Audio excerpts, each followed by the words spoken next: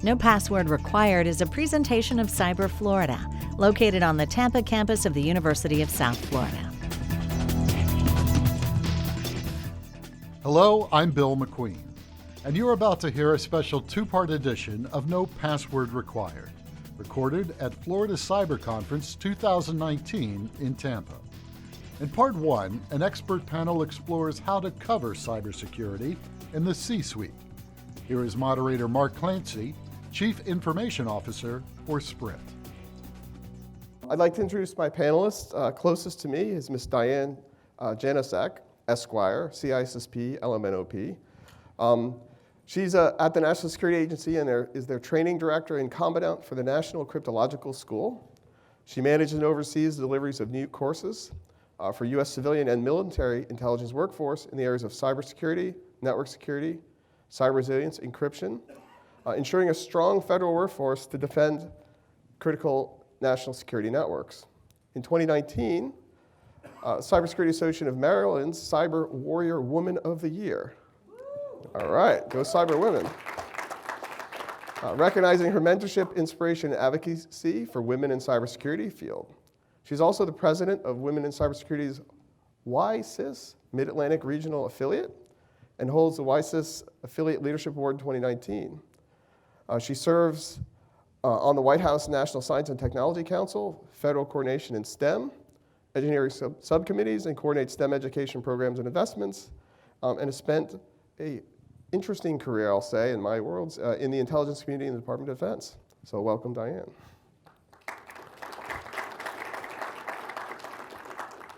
Our next panelist is Andy Zolper. He is the Chief Information Security Officer and Head of Technology Infrastructure for Raymond James Financial, just across the water here in St. Pete. He's responsible for all facets of the information security, technology, infrastructure engineering, enterprise technology platform operations, and software quality management. He has over 30 years experience as a technologist, including 15 years experience in financial services as a practitioner. He is a VMI graduate and a U.S. Marine Corps veteran. He serves on the advisory board of Cyber Florida, along with me, and is dedicated to positioning the state as a national leader in cybersecurity through education, innovation, research, and community outreach. Thank you, Andy.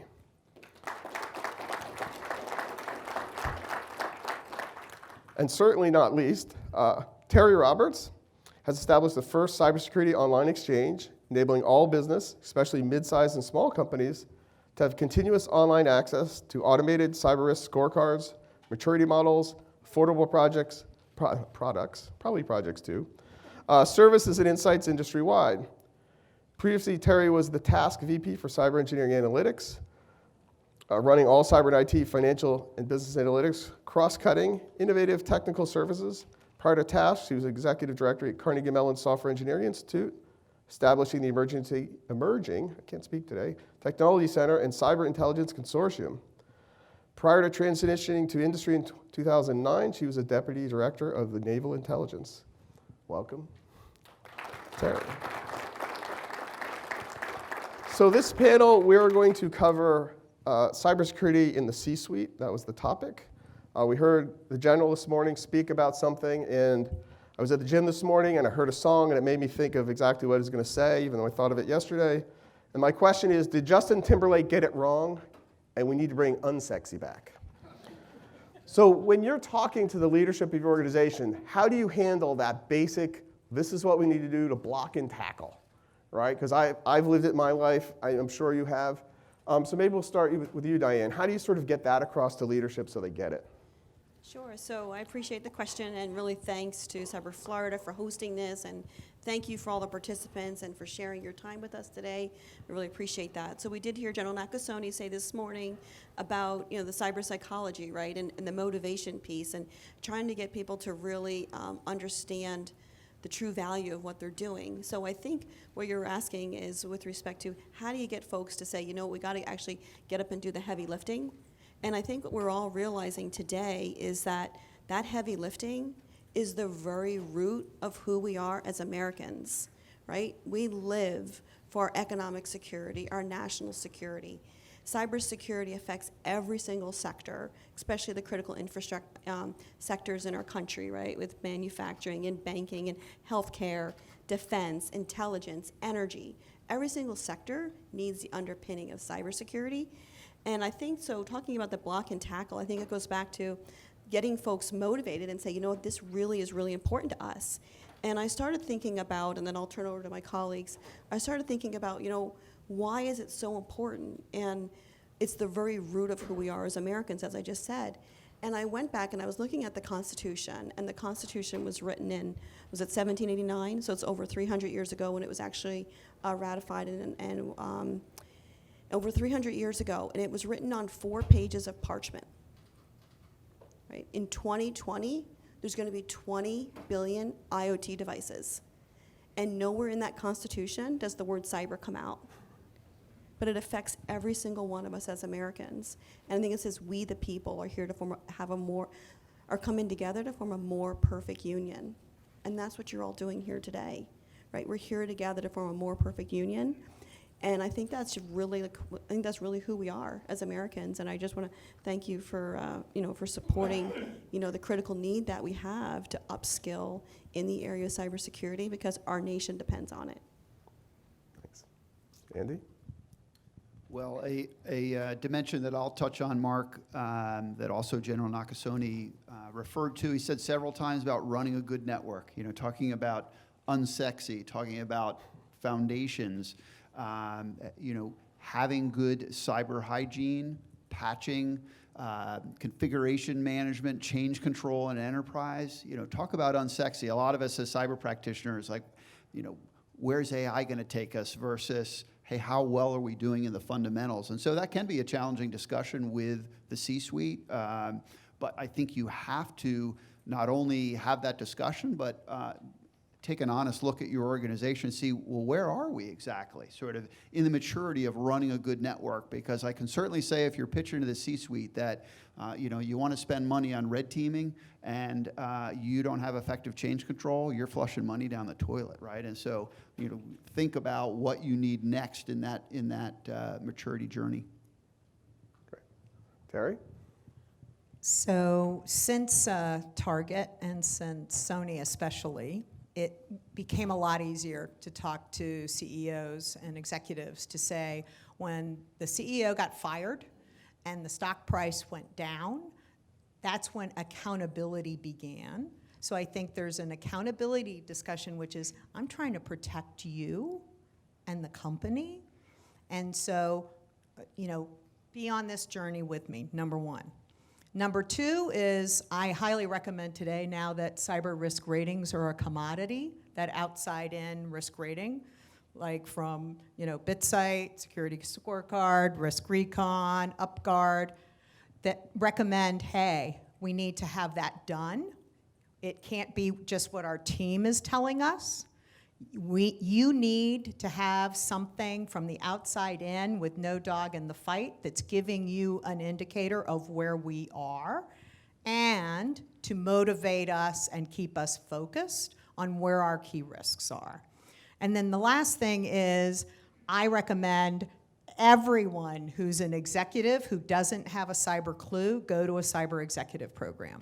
So they had a great one here at University of South Florida, where we brought CEOs in, and they had 2 days of immersion into cyber risk and impact and return on investment and how you need to think about it. I helped establish the one at Harvard back in 2014.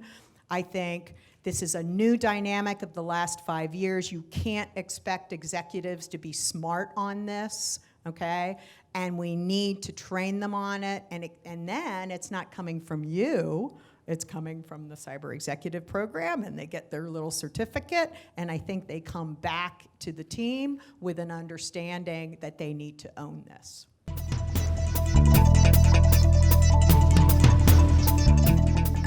You're listening to No Password Required.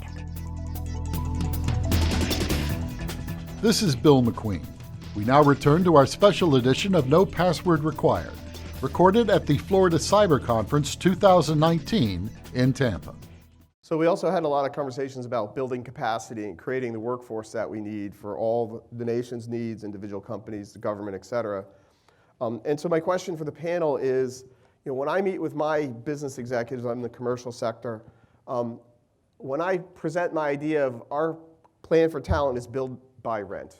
We're going to go pay people a lot of money and pull them off the street. We're going to take people we have, we're going to train them up, and then we're going to use consultants, right?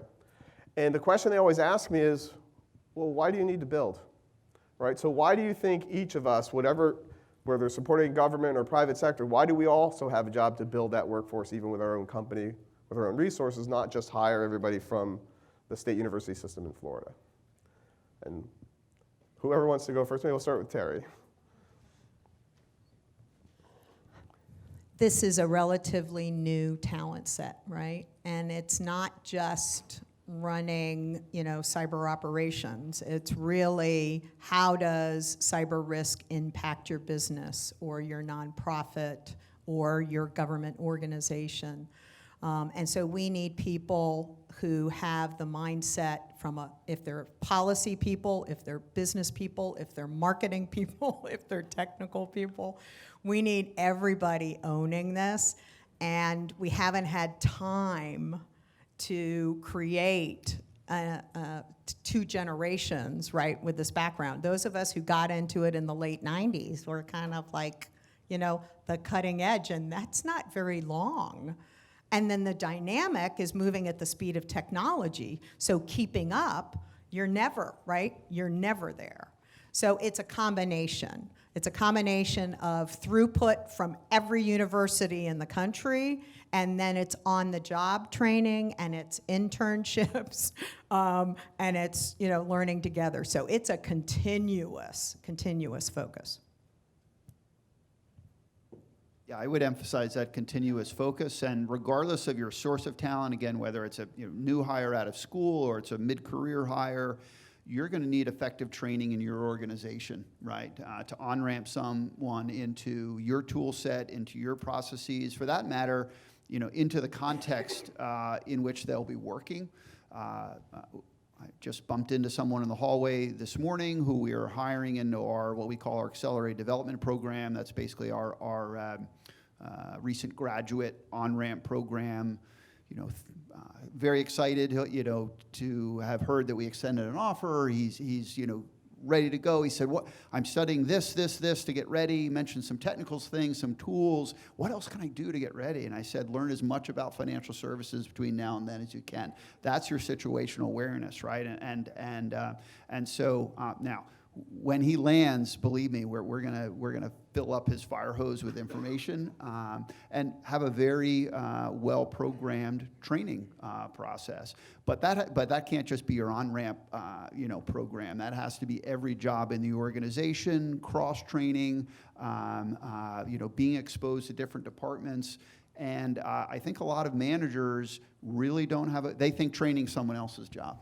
Right, and their job is the daily load. Training somehow is someone else, and I would say that's probably a leader's first responsibility, is to be thinking about development and making sure the team has all the tools, knowledge required to be successful. So I would really take that on board as a leader and think about, well, let me inventory what we're doing in my organization, and you don't have to be a large organization to say I'm going to sit down and put some basic training together for my team and get started tomorrow.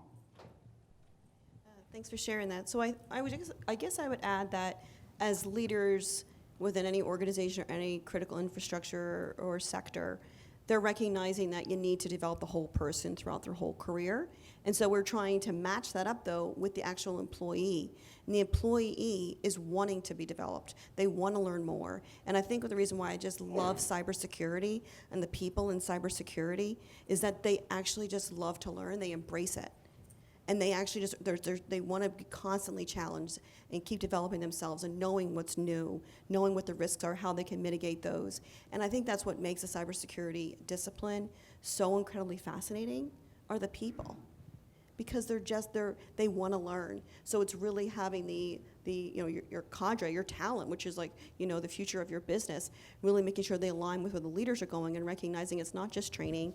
And like Terry said, it's not just on-the-job training and education, but it's every single day. Like, how can we just embrace this more and more? And that's why I love conferences like this, is that you're seeing where the intersection of industry and government and academia are coming together and saying, what's changing? Where are those shared services? Where is the risk with those shared services? Where's the supply chain? What's new in the technology front? And so from the defense sector, right, we depend upon cloud services and the technologies of our private sector. And we realize now we can't be an island. We're not like you go to the MVA to get your driver's license and motor vehicles, and that they just only do that. Right? It's not like that anymore. We're all unified. We really are a unified country, and that's where I wanted to say about the more perfect union. We are the more perfect union.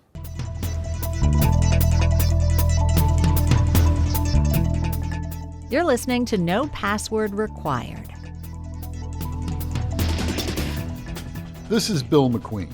We now return to our special edition of No Password Required, recorded at the Florida Cyber Conference 2019 in Tampa. Do we think we need to innovate in the educational process itself? One of the conversations I have in my shop is, should we do just-in-time learning, right? Interject it, as I call it, training in the inbox, as people are doing tasks. What are your thoughts on that? So here we focus a lot about sort of curriculum and structured programs, because Cyber Florida is connected, of course, to the state university system. But to me, the problem is more diverse than that. And do we need to change some of our thinking about how we innovate in education? Maybe we'll start with Andy. I'd say the answer is yes. In other words, multiple dimensions of learning. Part of that is different learning styles. But I also think different content, demands different approaches, right? A snippet of information that you get out of a podcast that might be applicable this afternoon is different than that just-in-time training that might be skills-related for a task I'm going to do, which is totally different than an old-fashioned reading a book and really sort of intellectually chewing on that topic and applying it later, right? So I don't think there's one answer. Just-in-time training isn't the answer to everything, but what content would really be best suited to that, right? And again, having a very diverse set of learning approaches, but has to be programmatic, right? And has to be available, all feeding into that critical thinking, skill set that General Nakasone was talking about. So I've had the luxury over the last 4 years to focus on small and mid-sized businesses, and so it's a different training challenge there. I don't think we have enough webinar kinds of forums for both cybersecurity awareness training, the foundational, and then risk training, cyber risk training to your business or to your organization. And I, from my CMU days, I'm a big, e-learning webinar person, because why not do something that can reach thousands of people at the same time, vice, everything having to be face-to-face? We need to scale the kind of awareness training and outreach, really from kindergarten through executive programs. And so anything we can do to put that in multimedia allows us to reach a much broader audience, which is what we need. And I'll just add to that, there is so much content out there. The problem isn't not enough, it's overwhelming. But with a little bit of thought, I think even a small organization or personally, right? What are sources of information that I can leverage? Curate a Twitter feed, follow certain podcasts, share with colleagues, books to read. You will not have enough time in the day to absorb what's out there, and I mean that in a good way. So the only thing I guess I would add is that everything is changing so quickly. So you definitely need traditional education, and you definitely need on-the-job training, but it's almost how do you do that, and how do you wrap your head around all that? So the example I was thinking of, is this on? You can hear me okay? I guess I was thinking about the example of a Russian cyber analyst. So you need to know Russian. You need to understand the lingo that goes behind cyber communications, how they talk about it. You need to know how the technologies work. But then you also have to be an analyst. So you have to understand, you have to have analytical skills. You have to have critical thinking skills. You have to be able to put that together. You need to be able to communicate that and write that. So you're talking about 4 different skills in one person, right? So that's an awful lot. And for them to actually get that right, they have to understand the current geopolitical landscape. add that on top of it, right? So there's so many nuances to being an expert in today's world in your different fields that all have a cyber component to it. That's where I think things are changing, and that's why I just love cybersecurity, the interdisciplinary nature of it. The folks that just are in the field because they're passionate, they're patriots, but they're also intelligent and curious and interesting. So I think that's what I just love about meeting people here. Great. So let me pull that thread a little bit further. So you described the MultiSkill Player. When I had my conversation with my HR leadership, and they asked me, well, what's the 2-word job description you need for your cyber job? And I always say cryptographer diplomat, right? Because you need this wide range of skills, and if you have a single headcount, that job has to do 70 things, not 4, right? And so one of the conversations with leadership is when you have these sort of combination skills that are complex, how do you manage that within the capacity you need, right? Because in the business world, getting any headcount is hard. It's never been easy. But any thoughts on that? Yeah, so thanks for that question. So I think when I think about it, cyber is a team sport. We've been preparing, our military to work on next generation weapon systems for decades, right? We're constantly ahead of the game. Well, how do we do that? It's not just one person. It's always people coming together. What different roles can you do? And it's leveraging those different skills and then getting better and better. So I think with respect to the HR, or a vacancy announcement, or how they're articulating it, it has to be thought of the systems as systems. It's not just one person leaves, you're going to put a vacancy out for that position. And I think that's why it's so important to think strategically. Where do we need to get to as a unit or a business model for your own particular industry, even within academia? And then rethink that. It's not a one-for-one correlation. You may want to completely revamp how you actually approach it and how you manage it. And I think it's interesting where Terry is, because Terry was on the government side, and industry side, and academia side. And so things are changing, and you really need to bring in folks that can think big picture, strategically, to take us all to the next level. It's a real challenge, because when I think about it on my team, and I believe in the multidisciplinary approach, I have straight computer scientists, I have data scientists, I have developers, but then I have cyber business folks, I have researchers and analysts, but I still find that no matter where they come from, I need to cyberize them. There's... We're going to see that in Webster's next year? Yeah, Word of the year, cyberized? I just like find, and so that's where the OJT comes in, or transitioning them to doing what they do with financial services. Do you see what I'm saying? I think I look at, do you have skill sets in general I need? Do you have the right attitude? Can you learn and grow? Can you work as a team? And then I'll cyberize you, and then you'll be dangerous. And then what pisses me off is sometimes they leave. But I always feel like, yeah, but I'm the one who cyberized them, and now they're going to go on, and stay in that career field, right? And so maybe that's what we all need to be doing, is taking amazing, basic skill sets and education and capabilities. And by the way, this can also happen in middle age. I've done that with, middle-aged folks too. And then they go on to do bigger and better things.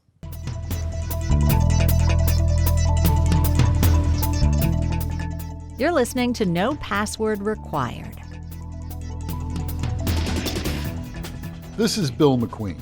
We now return to our special edition of No Password Required, recorded at the Florida Cyber Conference 2019 in Tampa. I love that notion of cyber as a team sport. Some of my team are here. They've heard me say that, many times.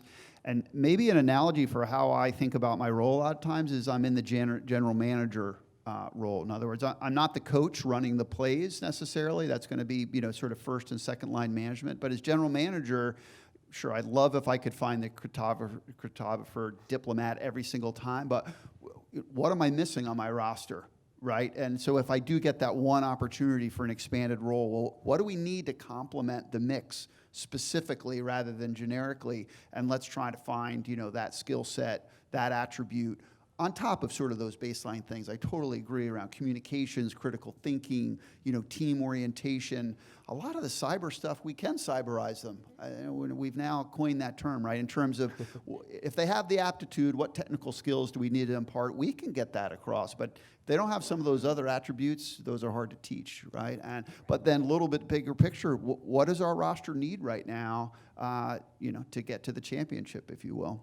Yeah, so to beat up your sports analogy, right? So you see a lot of college quarterbacks who are receivers in the NFL, right? Because they understand the game, they can be redeployed in another way because that's what the team needed, or that's where the other coaches said, well, maybe you could actually be stronger in this other role. And part of my build strategy is very much that. 7/8 of my team are not cyber people. I have fraud investigators. I have people who answer, victim assistance, calling customers who have problems on their account, those kind of things.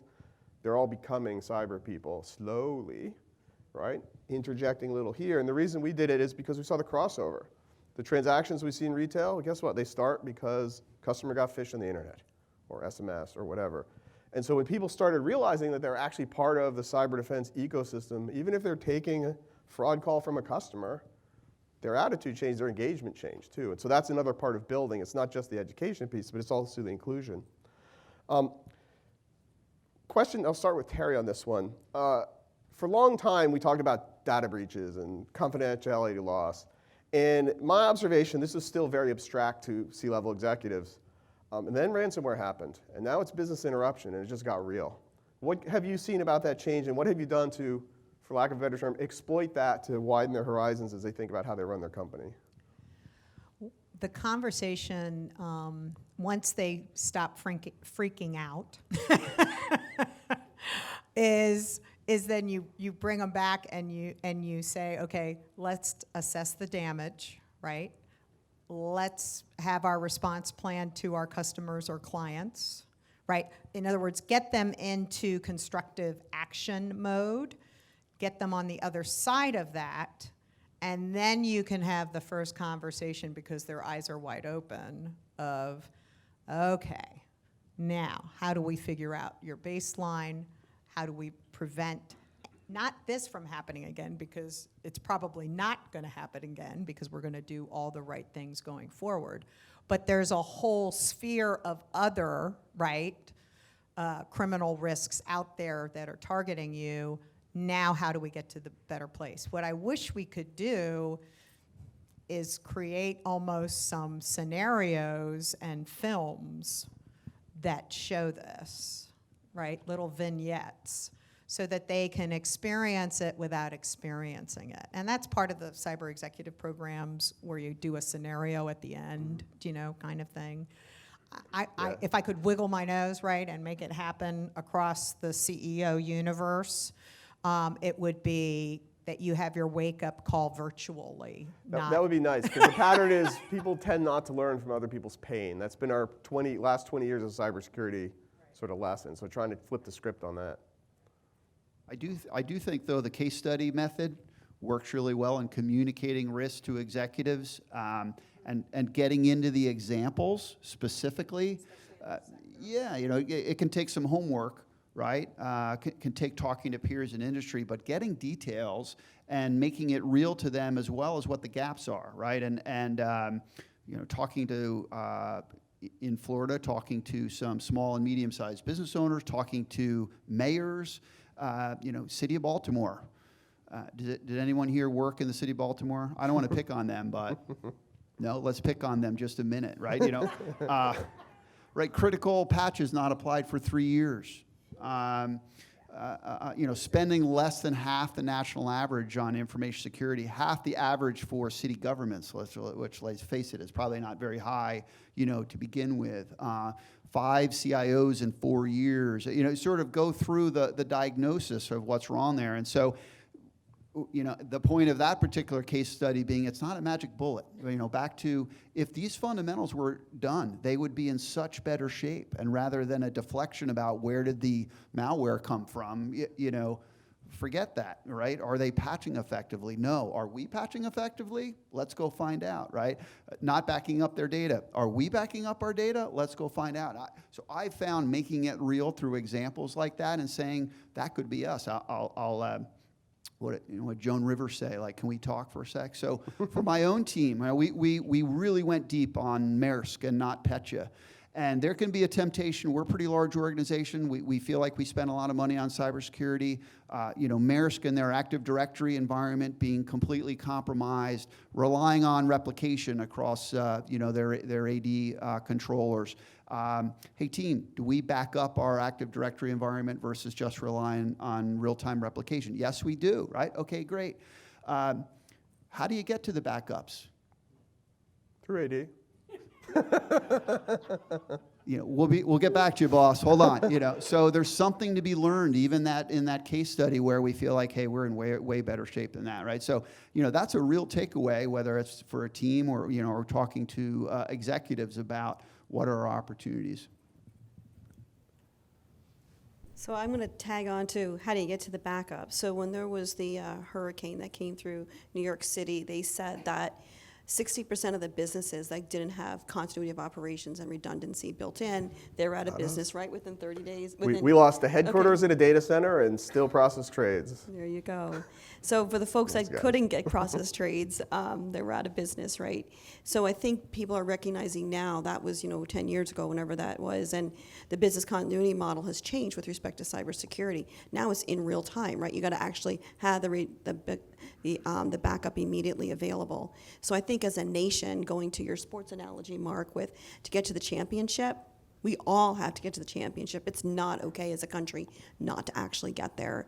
And I think that's the beautiful part about people now embracing the idea of a public-private partnership because we need it, and just because that's where the nation is going. So our national security depends upon strong cybersecurity. Our national security depends upon a strong economic security, and then economic security and the economic strength of our country rests upon us coming together to get to that championship, not just once a year, but every single day, 365 days a year, 24/7. This has been the first half of a special two-part edition of No Password Required, recorded on location at Florida Cyber Conference 2019 in Tampa. On the next episode, the panel takes on the personnel gap in cybersecurity and what can be done about it. I'm Bill McQueen. Thank you for listening. No Password Required is a presentation of Cyber Florida, located on the Tampa campus of the University of South Florida.